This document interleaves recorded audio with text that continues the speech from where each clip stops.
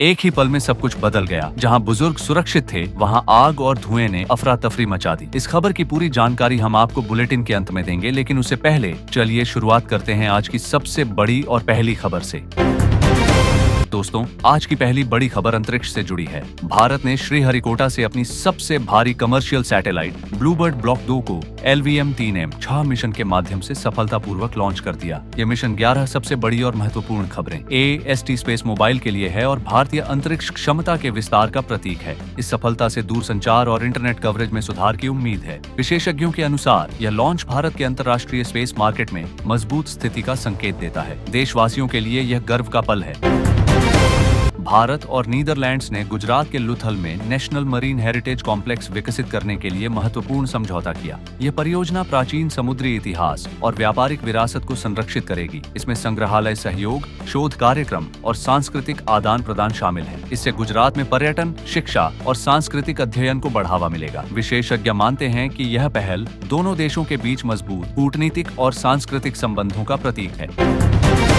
अगली बड़ी खबर कृषि और अर्थव्यवस्था से है। प्रधानमंत्री नरेंद्र मोदी ने असम के निजमपुर में 10,601 करोड़ रुपए के अमोनिया यूरिया उर्वरक संयंत्र का उद्घाटन किया। इससे देश की उर्वरक उत्पादन क्षमता बढ़ेगी और कृषि के लिए आवश्यक इनपुट की घरेलू आपूर्ति सुनिश्चित होगी। इसका लक्ष्य भारत को उर्वरक आत्मनिर्भरता की दिशा में आगे ले जाना है। विशेषज्ञों का कहना है कि इस परियोजना से रोजगार और राज्य की अर्थव्यवस्था को भी मजबूत करने में मदद मिलेगी।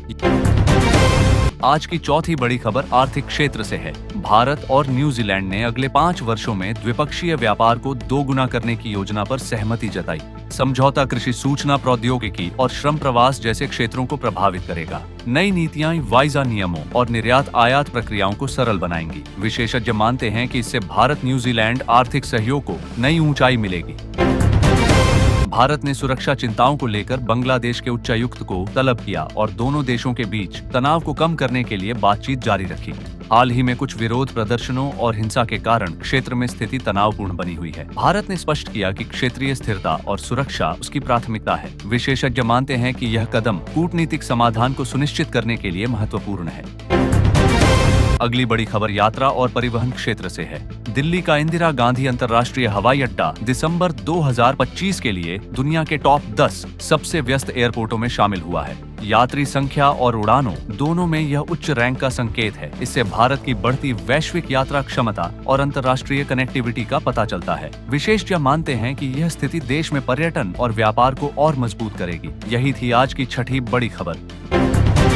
7वीं बड़ी खबर वित्तीय क्षेत्र से है। प्रमुख विशेषज्ञों ने आज कुछ प्रमुख स्टॉक्स जैसे नेका, JBM ऑटो, बाल्मर लॉरी को खरीद बिक्री के लिए रेकमेंड किया। निवेशकों को संकेत दिया गया कि बाजार की मौजूदा स्थिति में इन शेयरों में बदलाव संभावित है। ये सलाह निवेशकों के लिए महत्वपूर्ण है और ट्रेडिंग रणनीतियों को प्रभावित कर सकती है। विशेषज्ञों का कहना है कि निवेशक इसे ध्यानपूर्वक देखें और सावधानी से निर्णय लें।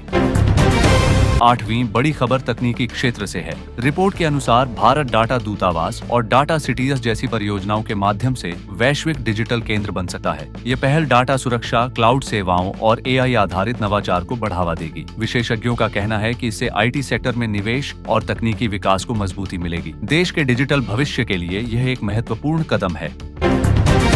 राष्ट्रपति द्रौपदी मुर्मू ने 24 वैज्ञानिकों और नवोन्मेषकों को विज्ञान और प्रौद्योगिकी में उनके योगदान के लिए सम्मानित किया। यह समारोह राष्ट्रीय अनुसंधान और नवाचार की प्रतिबद्धता को दर्शाता है। विशेषज्ञ मानते हैं कि इससे विज्ञान, शिक्षा और अनुसंधान को प्रोत्साहन मिलेगा और देश में नवाचार की भावना को बढ़ावा मिलेगा।